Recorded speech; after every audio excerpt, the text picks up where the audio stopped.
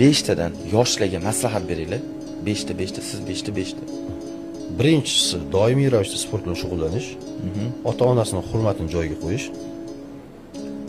Aytib o'taman. Ota-onasi borlarga ota bu qiblagoh. Qibla hisoblanadi. Onani nima deymiz? Onani oyim deymiz. Oyga tenglashtiriladi.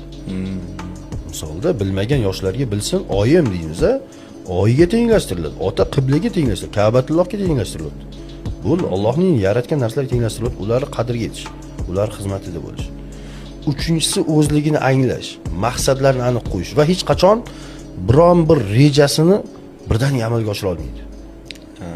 U reja, u maqsad yo'lidagi qilinayotgan harakatlarda qancha to'siqlar keladi.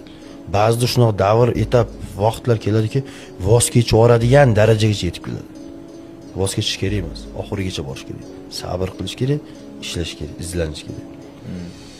To'rtinchisi, imkoni boricha odamlar bilan yaxshi muomalada bo'lish kerak. Yigit kishining baxti bilan o'ynashma deyishadi. Omadi bilan o'ynashma. Birdaniga berib qo'ysa Alloh tepaga chiqadi.